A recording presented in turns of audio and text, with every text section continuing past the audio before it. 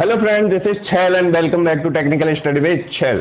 We have done with the concept of entropy increase, and today we are going to study the TS diagram, temperature entropy diagram. Why we are going to study this? What is the utility of TS diagram? All these tasks we completed in this class. Okay, now you are familiar with the term, that is concept of entropy. What is entropy?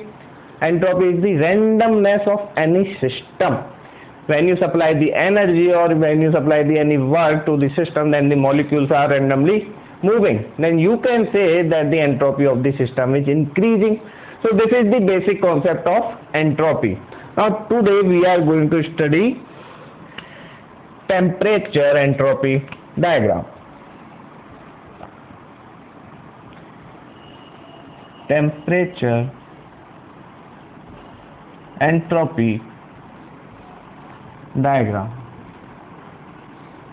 What is the utility of this diagram? Why we should study this? Okay, let's suppose we have a curve, we have a diagram between two properties, that is temperature and entropy, and we have any process. We don't know what is the process in this diagram, but we have any process from 1 to 2. What is the name of that process? I don't know. Let's see. We have a process from point 1 to point 2, and for any reversible cycle, for reversible cycle, or better to say reversible process, what we have studied earlier, dq by t is equals to ds. ds is the change in entropy of any process, that is equal to what? dq by t for any reversible process. Now let's arrange this equation.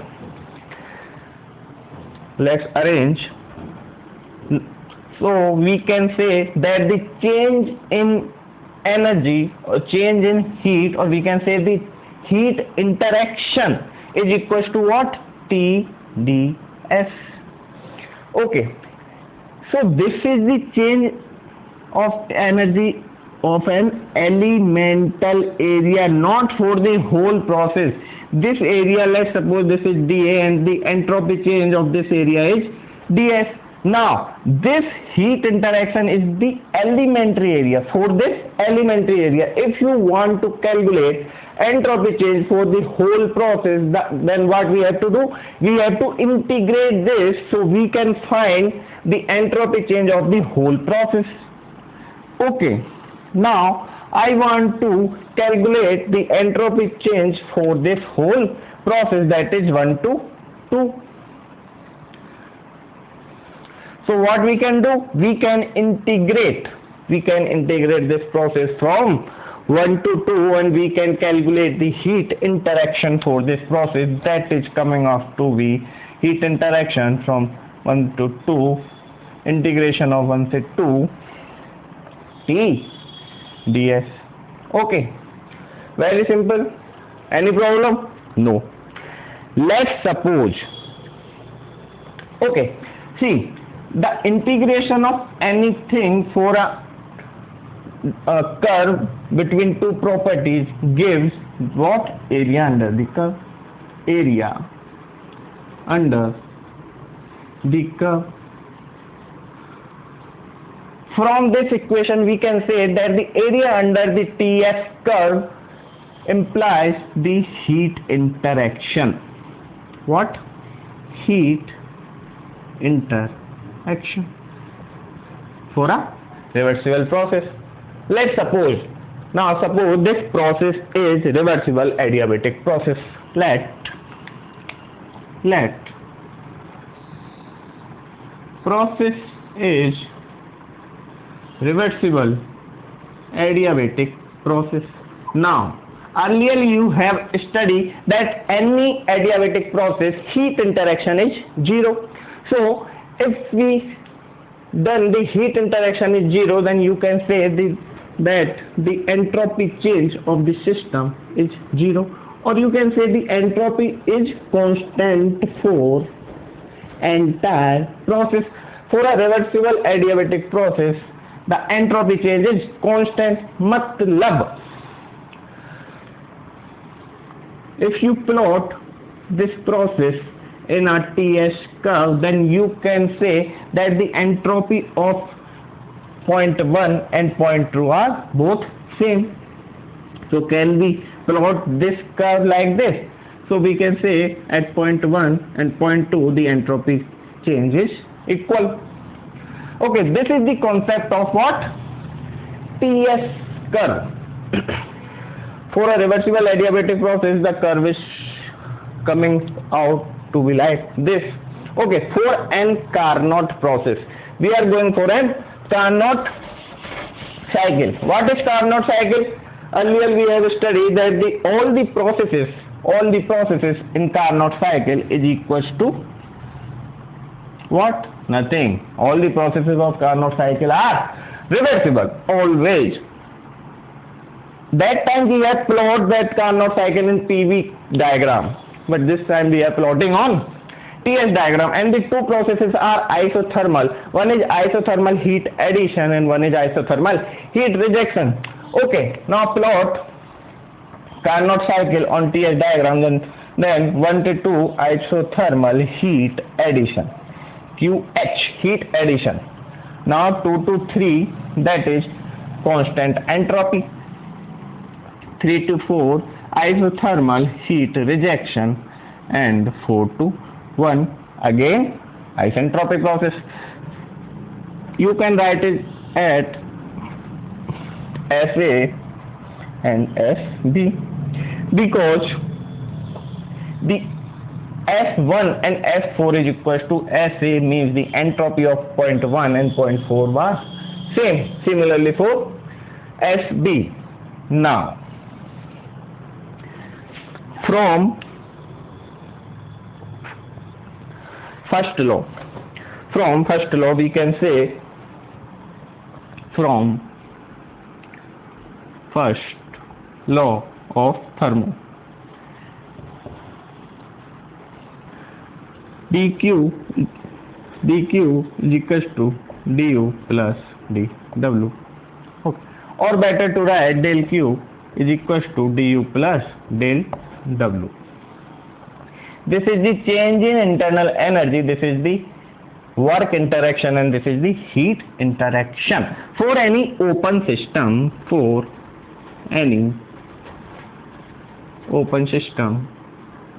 it's closed. It's a closed cycle now. Closed system. The work interaction, that is P dV. You know it. Okay, now heat interaction we have already calculated from the second law. That is what? Heat interaction is coming out to be what? TdS. Simple. Okay. Now arrange this equation.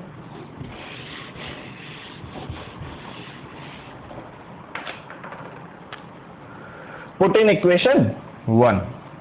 So dq is T ds is equals to du plus del w, means P dv for any closed system. P dv. This equation we have calculated for a process. If you want to calculate the equation for a cycle, then you can write this like Tds is equals to Pdv.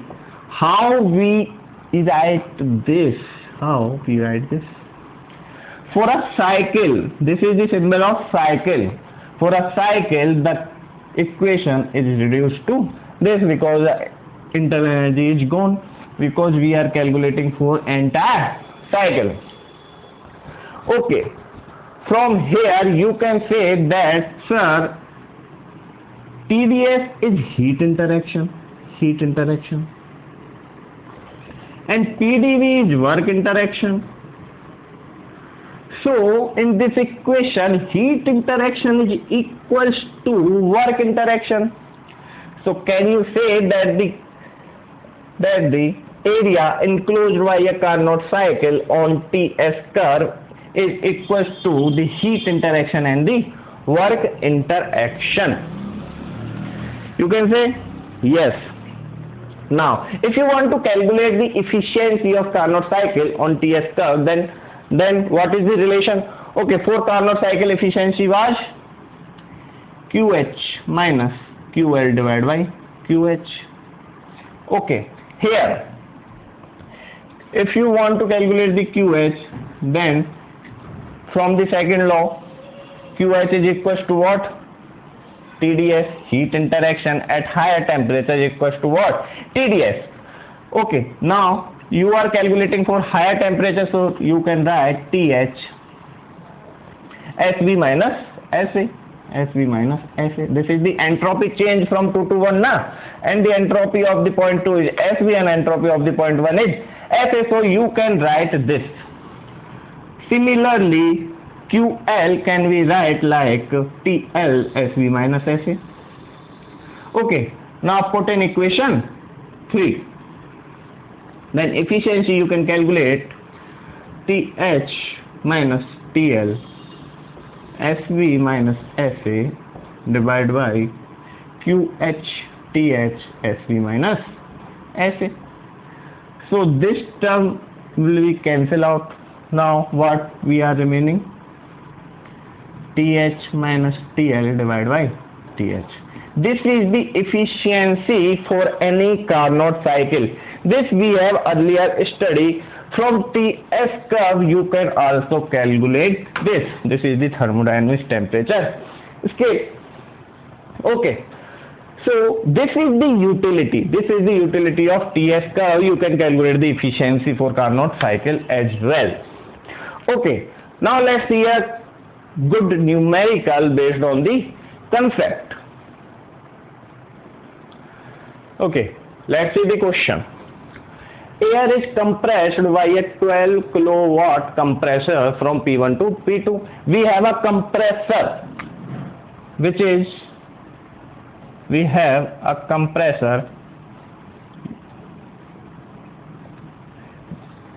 delivers work. No, air is compressed by a work is done on the system.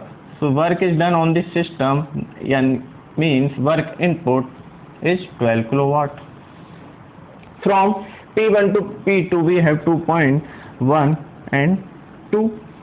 The air temperature is maintained constant at 25 degrees Celsius. So this is our system and the temperature of the system is maintained constant, that is 25 degrees Celsius. So firstly we have to convert this into Kelvin. So this is 298 Kelvin. Okay, the temperature of the system is 298 Kelvin. During this process, as a result of heat transfer to the surrounding, heat is transferring from system to the surrounding. Now, surrounding medium at 10 degrees Celsius. So the temperature of the surrounding was 10 degrees Celsius, means 273 is equals to 283 Kelvin. Okay, now determine rate of entropy change of the air. Okay, the question is asking for the entropy change of the system. We don't have any interest of the surrounding. We want to calculate the entropy change of the system only. What is happening outside the system, we are not interested for that. Okay, so we want to calculate the entropy change for this system. Now, see, this is an open system, a compressor or a turbine. These all are open system. For any open system, what we have studied earlier, steady flow energy equation. Now apply the steady flow energy equation for this system. For a compressor, the kinetic energy and potential energy what? Negligible, because the datum is same, so potential energy is negligible and the kinetic energy also negligible in the case of compressor. Okay, now if you apply the steady flow energy equation, then m h1 plus c1 square divided by 2 plus g z1 plus q input is equals to m h2 plus c2 square divided by 2 plus g z2 plus w input. Okay, now kinetic energy and potential energy is negligible. Also, the temperature of the system is constant. Temperature of the system is constant. Then you can write the enthalpy of any system is what? Cp T. Okay. Now the temperature is constant. Then you can say the H1 is equals to H2 also. Yes. Okay. H1 is equals to H2. Now rewrite this equation. Then we can write the heat interaction should be equals to work input or work done of the control volume. See, work input is 12 kilowatt, means the work is done on the system, not by the system. Work is happening on the system, so this is minus 12 kilowatt. Okay. On the system we take negative and by the system we take positive, you know it very well. Okay, now from the second law you can write the heat interaction, or in the form of entropy you can write the change in entropy of the system is equals to integration from 1 to 2 del Q divided by T. Okay, from 1 to 2 entropy change. Now you can write the heat interaction is equals to work interaction, and that is minus 12 kilowatt. Okay, and temperature, what should be this temperature? This is outside temperature or this is the temperature of the system? We are interested in our system. We want to calculate the entropy change for our system, so this temperature should be temperature of our system, and that is 298. Now you can calculate the entropy change of the system, that will coming out minus 0.0403 minus 0.0403. What should be the unit? Unit should be kilowatt per Kelvin. Kilowatt per Kelvin. This is kilowatt and the temperature is in Kelvin. So you have calculated the entropy change for the system. Question was very good and the concept is also very good. So okay, we should finish today's class, and in next class what we are going to study TDS relations and the entropy change of the ideal gas. In next class we will study the TDS relations for first law and the second law. We derive these, we compare that, and we plot them on the same curve. Okay, now we should finish this. If you like the video, please like, share and subscribe. Okay, thank you.